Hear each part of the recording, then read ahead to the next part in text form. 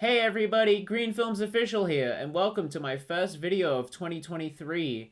If you've been wondering where I've been for a month and a half, I've been over at Letterboxd. It's a pretty nifty tool that I've really enjoyed using thus far, so if you have an account there and you feel so inclined, please consider following me on it. There's a link to it in the description of this video. In this video, I'm going to take all the 2022 films I saw and rank them from worst to best. Now, if there's anything the 2021 video taught me, it's that these videos tend to be very long. So for the sake of your time, I'm going to be sort of skipping over movies I've already reviewed. So yeah, with that being said, let's get into the ranking. Goodnight Mommy is not a movie that needs to exist. It is based on a 2014 Austrian psychological horror film of the same name, and that alone has put me off. When a really great foreign film comes out, can we not just let it be or give it a more wide release? Do we really need these terrible remakes? I don't think all remakes of foreign films are bad. I don't think remakes as a concept are bad. Some of my favorite films of all time are remakes. But the thing is, a remake needs to justify its existence. I really don't think a remake of a film as recent as 2014 justifies its existence at all.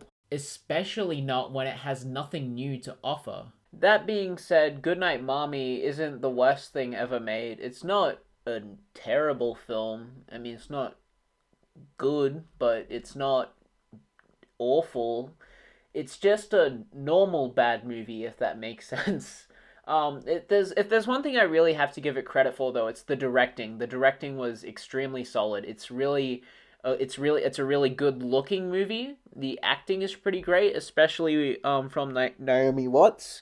I mean, what she's given is cringe, but she does a good job with it nonetheless. The film occasionally cuts to this shot of a barn with the light in it, and I thought that did a good job at building mystery. There was a twist I liked towards the end, and I thought there was subtlety leading up to it. What else? I think that might be it in terms of positives, really. I guess a couple scenes were a little creepy. The directing may be great, but the problem is the script sucks. Scenes in this film that are meant to be scary lack any and all subtlety.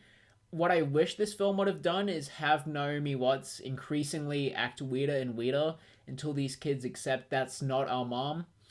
And then have the craziest stuff happen later in the film before the twist. But no, what this film decides to do instead is just have her act like a freaking crazy woman all the time for no reason with this glaringly obvious violin music. And it's like, there's no subtlety here. That's not creepy at all. There are some parts that genuinely felt like they came out of a Scooby-Doo episode. There's a shot of this film of Naomi Watts dancing in front of a mirror, and the film insists it's so scary, and I'm just sitting there wondering why.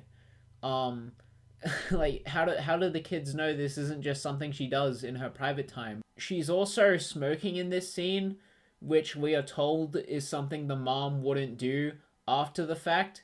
It would have been cool if we had that information beforehand, so I could have found it weird that the mom was doing that in the moment. But whatever, I guess. I thought the ending also lacked subtlety. We can't just find out through facial expressions and body language how the mom feels. No, she needs to tell the son how she feels. This film feels like it was made for teenagers with low attention span who find slow-paced horrors boring. No, they need every scene to be crazy and they need to be told how to feel. Yeah, the twist may be great, but when everything else about the script is either derivative or just plain bad, it feels like the writer was so hyper-focused on this twist that he forgot to make everything else good. What I want to know most of all is just why this film exists in the first place. Who was out here desperate for a Goodnight Mommy remake? Literally, who? Is the original film not fine the way it is? Even though I don't really like this movie, I do hope to see more from this director in the future, because he obviously knows how to direct a movie. He can shoot a scene really well. He can work with actors. Like the directing here is awesome. I just what he needs is a good script because then he can make something truly special, I think. But what we have here is a well-made but pretty uninteresting film that insists it's creepy rather than being actually creepy. I do plan on watching the original Goodnight Mommy because I haven't seen it actually, but from what I've seen from it, it actually looks pretty good. So yeah, shame it's been spoiled for me thanks to the remake, but I'm still looking forward to seeing it. There's really not a whole lot about Uncharted that I can say that I didn't already say in my review. It's an alright action movie, but I think what hurts it the most is that it's called Uncharted. If this were its own original movie, I think half of my issues with it would be completely null and void. The characters that these actors are playing and the characters from the original Uncharted games just don't feel like each other. And if this movie were like marketed as being inspired by Uncharted, I think that would have been better than just being a straight adaptation of the game series. Still, though, it's fun for what it is, and I enjoyed it in the cinema, but I don't think I'm ever going to watch it again. Doctor Strange and the Multiverse of Madness really didn't go far enough with its ideas, I think. This film could have gone really creative with the whole multiverse aspect, but it just decided to do nothing with it, really. This film feels restrained. It feels like Disney weren't willing to take any risks or be bold. I mean, some of the ideas in this film are cool, and I think they could have been really awesome if they were fleshed out more. But, I guess they didn't really let Sam Raimi direct the film he wanted to direct.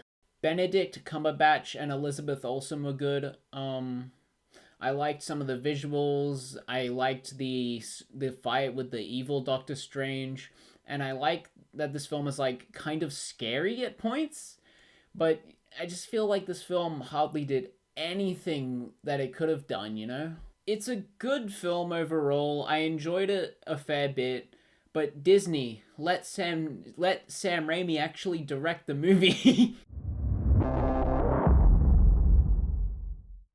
Gold is a well directed, well acted, well shot little survival thriller that has some tense scenes, and I like that it gets a little bit weird in the third act, but most of it is pretty standard, honestly. It's not really anything all that special, and it has nothing new to say, really, other than greed is bad. I really enjoyed the atmosphere of it, and I think it's pretty unnerving to see the gradually deteriorating state of Zac Efron's character. But truth is, I think this film would have stuck out to me more if it had more of a message, I guess, like more of an interesting message that we haven't already seen countless times in other films. Still interesting though, I liked how the crashed plane looked, and it was pretty tense at points, which I enjoyed. Worth a watch if you're interested, but again, it's not like anything all that unique. Some of you art house fans are gonna hate me for this, but number 19 is The Northman.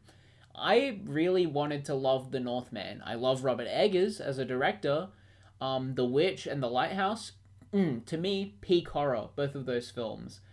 And I was really excited to see what he would do with, a sort of Viking revenge action thriller.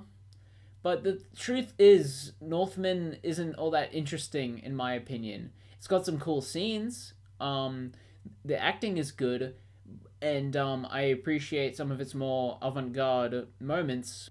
But I just don't find the story all that interesting. The themes are severely underdeveloped. It's definitely a beautiful looking movie. The costume design is great. Um, what else? Oh, I appreciate how Eggers is always faithful to the time period he sets his movies in. This goes for all of his films. But yeah, I appreciate that, like, you really feel like you're getting a look into the past when you watch one of Robert's films, which I really like. The soundtrack was cool. Um, I like how it incorporated Norse mythology into it. Even if it was fairly sparse, it was pretty like intriguing, like with the Valkyrie and Bjork's character. It's definitely a well crafted film, and it's worth watching. But it's just the plot is so derivative. And at that and derivative is not what I go to Robert Eggers for. You know, I still really like Eggers, and I'm looking forward to see what he makes next. But I was pretty disappointed with the Northman, honestly. Maybe I set my expectations too high because I love his previous two films so much. But yeah, that's how I felt about the Northman. Sonic the Hedgehog 2. What? You put the funny video game Hedgehog movie above the Northman? Yes, I did. Is Northman the better movie? Probably, yes, but honestly, I had much more fun with Sonic the Hedgehog 2. The first Sonic the Hedgehog movie was a pretty good surprise. Um, it's not particularly a great movie, but it was more of a surprise in the sense that it was pretty enjoyable instead of being trash. And Sonic the Hedgehog 2, I think, is actually much better than the first Sonic the Hedgehog movie, simply because it's allowed to be a Sonic movie more, you know? I'm a pretty big fan of the video game series. I don't like it as much as, like, Mario or something, but I think it's a pretty fun franchise, and I enjoyed all the Easter eggs from the games. There's still stupid shit in this movie, like that wedding subplot and that whole dance scene. I think those were pretty unnecessary, honestly. But honestly, I think this film's pretty good overall. It's pretty funny and enjoyable. The effects are good for the most part, though some of them are distractingly bad. I really liked Tails in this movie. Tails has always been one of my favorite Sonic characters. Idris Elba as Knuckles was hilarious as hell.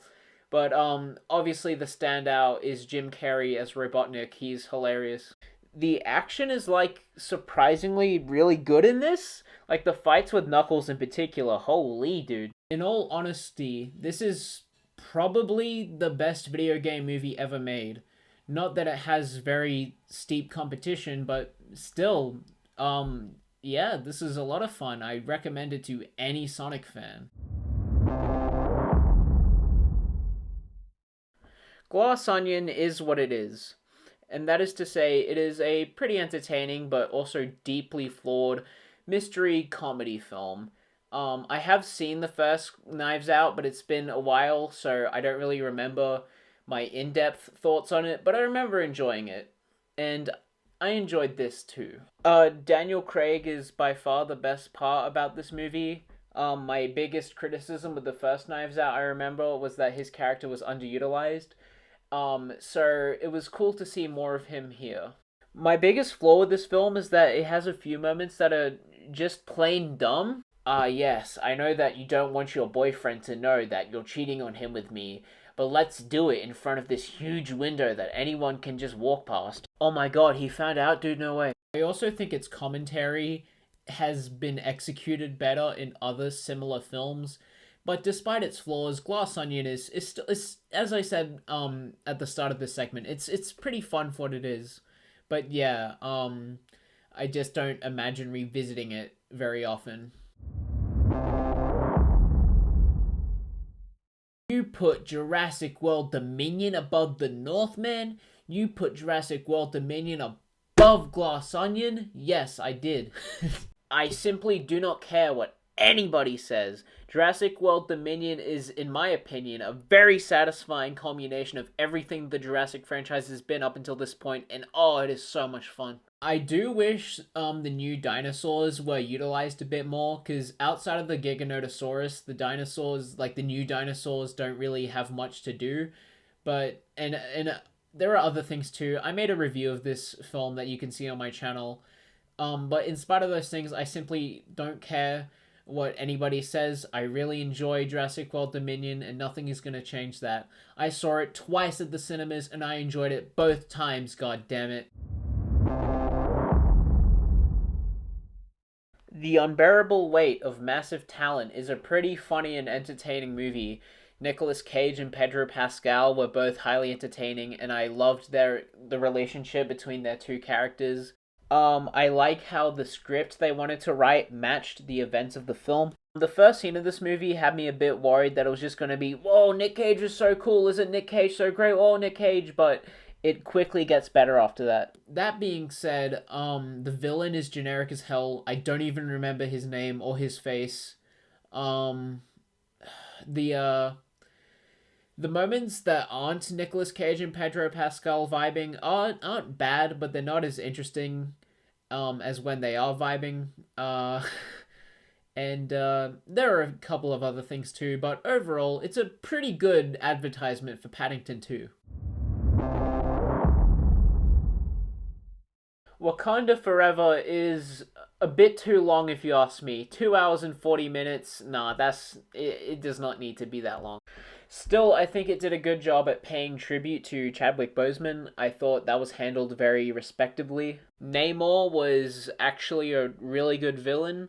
I do think more could have been done with him, but what is done with him is really cool. The scene where him and the other fish people are introduced for the first time, that was probably my favorite scene in the movie. Just the atmosphere, the cinematography, the sense of urgency, that was all great. This film had like actual stakes. There was a scene in this film where I was like genuinely worried for some of the characters. I think this film features some of the best cinematography the MCU has had in ages.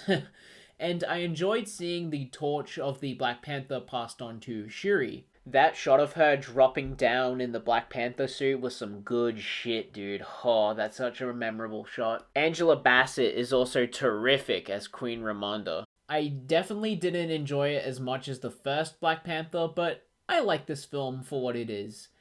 It just needed some cutting to just really streamline it.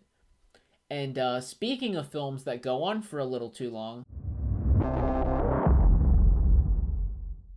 Avatar 2 is a very pretty movie. We all know this. It looks absolutely gorgeous. But the story. Does this film justify being 3 hours long? No. Visuals are great, but they don't mean anything if the story is trash. Thankfully, the story isn't trash here, but it's basically just the story of the first Avatar, but again. This film does try like to be sort of like a drama throughout the second act, which I actually think is not a bad idea. But it drags on the second act. Like it would have been more forgivable the length of it if it was more interesting, but it's really not. It's a bunch of standard like cliche stuff, which is fine.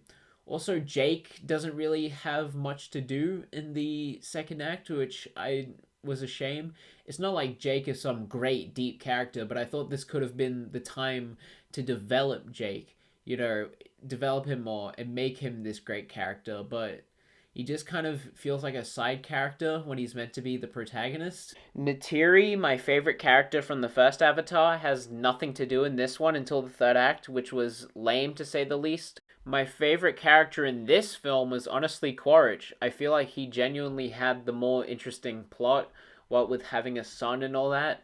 I do think the retcon is kind of questionable, but hey, whatever brings Quaritch back, I guess. What this movie achieves on a technical level is amazing, and I think James Cameron should be proud of himself in that regard. But I think he, just needs to like give the Avatar series different stories, because I feel like there's so much you could do with this universe, and it would be a shame to see all the movies just be the Na'vi versus the RDA. But overall, pretty good movie. But yeah, I just feel like I just wish the Avatar franchise had more to say and more to offer, story wise. I think the cringiest part in both Avatar movies for me are the end credits. Like they show parts of Pandora, which is cool, but they have like the most generic, horrible music ever playing over it. It's like some weird pop beat, and they get like some famous pop singer or whatever, and it's all like, I see you. It's just not good. I did quite like Avatar 2 when I saw it in the theaters. It was very fun. Seeing it in the theaters was definitely worth it. There are some pretty great action scenes. And again, it's just very pretty. But I just think the Avatar franchise needs to branch out and try some new stories, do more with its universe. And that it, like, because it would be a shame to see it waste its potential. And it definitely needed, especially the second act, needed a bit of whatever your stance on this movie is, I think there's one thing that we can all agree on. James Cameron movies about sea creatures have come a long way from Piranha 2 The Spawning. I don't have a whole lot to say about Prey that I didn't already say in my Letterboxd review for it. Pretty fun film. There's some cool action. The Predator is really great in it. I liked how blood was used, shot really well, but the characterization is pretty bland. It's pretty nothing, and I would have liked it if the actors would have spoken Comanche throughout, but, pretty fun overall. Man Called Otto, the second remake on this list. And the funny thing about this one is it's actually good. It's pretty predictable film. As soon as the cat appeared, I knew he was going to adopt it, and lo and behold, he does. And also, the grumpy old man who's actually secretly friendly isn't exactly a new thing at all. But I think this film does a good job with it. The acting is really good. Tom Hanks is doing a terrific job. But what's her name again? Mariana Trevino, I think. Sorry if I pronounced it that butchered that pronunciation. She stole the show. There's some really good comedy, really great scenes and character growth. It's just not much more to say beyond that. Really, it's just a pretty good film. I do think it does go on for a bit too long for what it is, but I'm not afraid to admit this film got me emotional. The ending of this film made me cry. Not to sound like a conspiracy theorist or anything, but Karl Marx never died, and anyone who tells you he did is wrong. No, he's alive and well, and he's actually a filmmaker now. He made this little film called Triangle of Sadness. No, but for real though, Triangle of Sadness is a pretty good satire of the filthy rich, and in this case, it's the literal filthy rich. Yeah, the gross out stuff, I didn't really like so much. I get why it's there, like it's a message about how no matter what our status is, we all produce the same filth, but yeah, I don't know, gross out just isn't my sense of humor. However, a lot more moments in Triangle of Sadness definitely did match my sense of humor. The opening scene is hilarious as hell with all the male models, and there's like what feels like a 10-minute interaction between the two main characters about who should pay the bill, and they still go on after the bill has been paid. Like, that scene to me is hilarious. That freaking part where he's like, oh, there's a dude out there, he's smoking, he's got no shirt, while he's just in his bathers. Like, Jesus, this film is funnier than I remember. Like A Man Called Otto, I do think this film goes on for a bit longer than it realistically needs to for what it is. I wasn't a big fan of that island part at the end. It started off pretty good and it got a little more interesting towards the end. But again, I feel like that's where I really felt the film dragging. But yeah, for the most part though, Triangle of Sadness was very funny, and it only gets better the more I think about it. Bullet Train isn't some ethereal, life-changing masterpiece, but God, is it so much fun. This movie does not ever let up. There is never a dull moment. I really like the stylish editing and the quirky characters. I really like the look of this film. It's so easy on the eyes, and it captures the Japanese setting super well. The acting is really great. I enjoyed Brad Pitt a lot. I love Joey King. Brian Tree Henry was super entertaining as Lemon, probably my favorite character. And Aaron Taylor Johnson probably gives the best performance I've ever seen him give in anything. The choreography is sick in this, dude. I loved the fight scenes so much. The fight with Hornet is probably my favorite in the whole movie. I just thought it had a lot of creativity behind it. The dark comedy was really funny in this, so that was a plus as well. One thing about this film that kind of bugged me was that a lot of shots were used over and over and over again. Like, bro, we get it. The shot of Brad Pitt flying in the air during this film's climax was kind of distracting because Brad Pitt was very obviously CGI in it, and it was I don't know, it was so noticeable. I have another issue with Bullet Train as well, but it's spoiler related, so yeah, I'm just not gonna talk about it. Despite its issues, Bullet Train is very fun, and I enjoyed watching it a lot. The Menu was so much fun. I'm really happy we finally have a documentary about Gordon Ramsay. No, but seriously though, The Menu was a pretty good film that I don't really have much to say about that I haven't already said in my Letterboxd review, so if you want my deeper thoughts on it, then go check that out. I really love Get Out, and I haven't seen Us yet, but that looks pretty good too.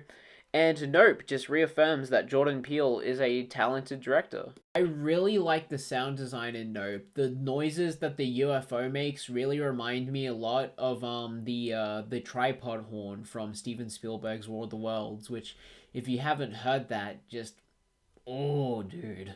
Believe it or not, I found Nope to be pretty scary actually.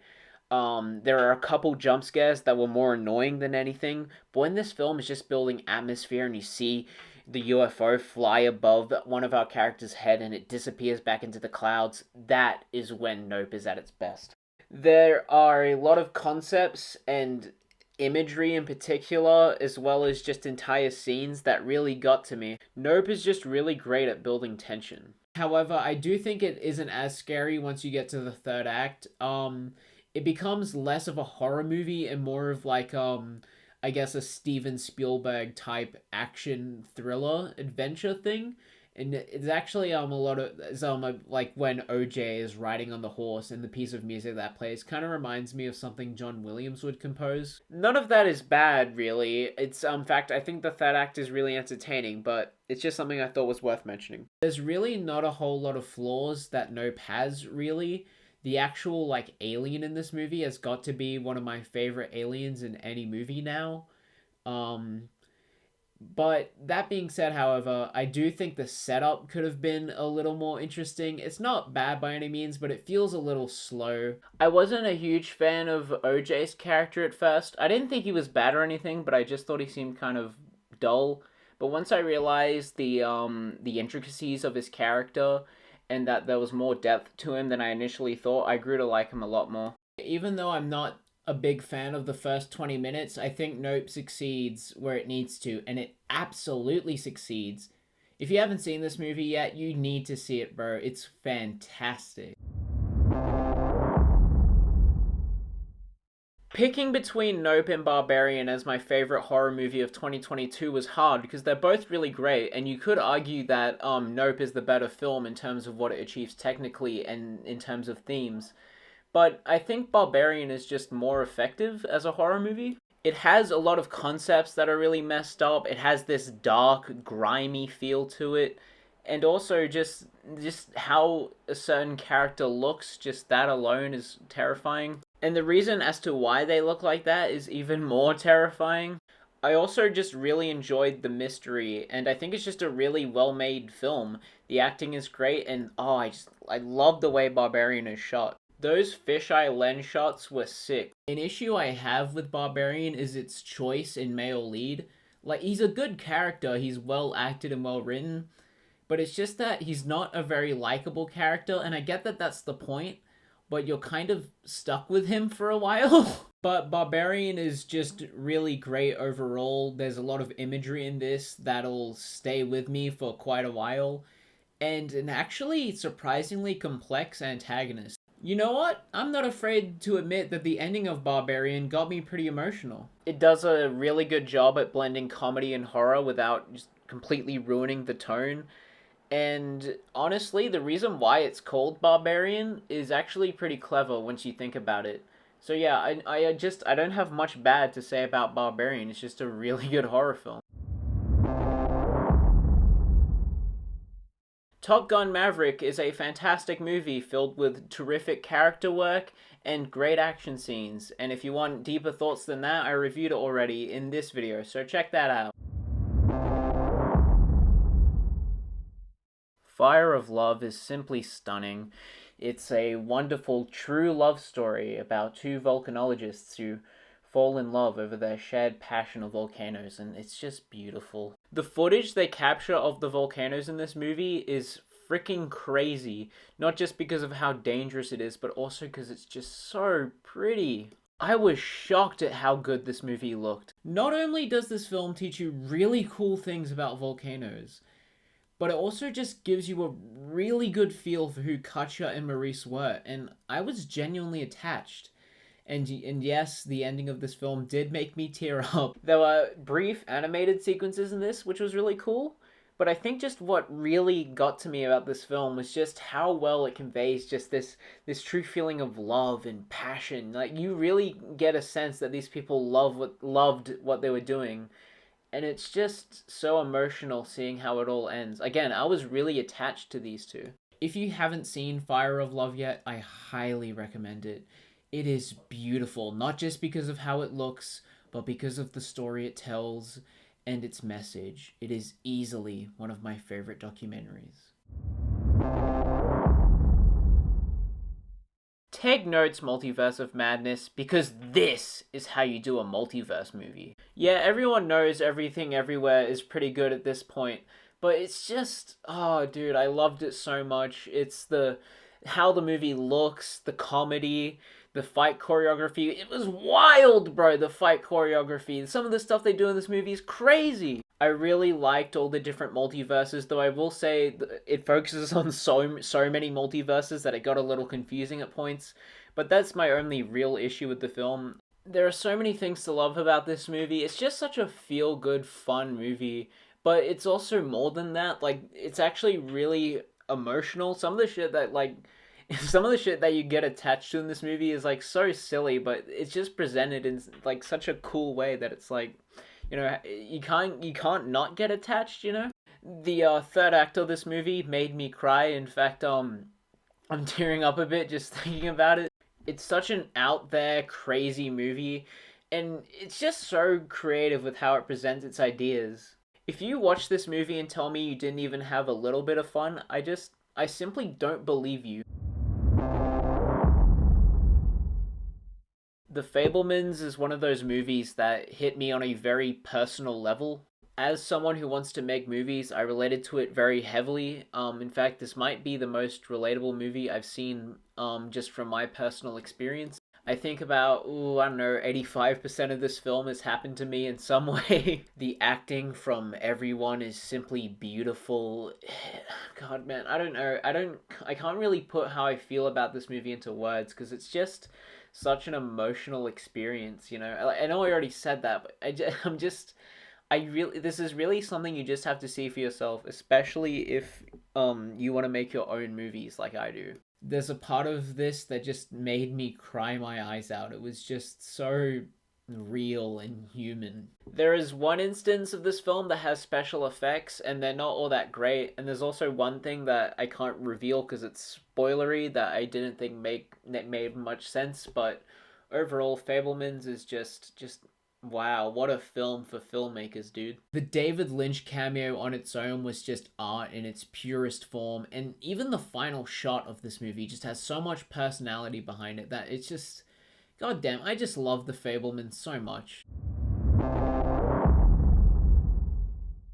The Batman. Yeah, pretty obvious choice, I know, and I was initially going to give number one to the Fablemans, but there's just so much the Batman does right, and as a Batman fan, I can say that this is my dream Batman movie. The plot, the mystery, the acting, the action, the choreography, the cinematography, the lighting, the sound design of the Batmobile, oh, and the makeup on Colin Farrell's Penguin, holy shit, dude. The fact that this thing is like 3 hours long and yet all of it feels necessary, except for one scene towards the end, but aside from that, like, that's so impressive to me. That scene with the flare at the end is honestly so powerful. It's such a great representation of what Batman stands for as a character, and it made me tear up in the theater.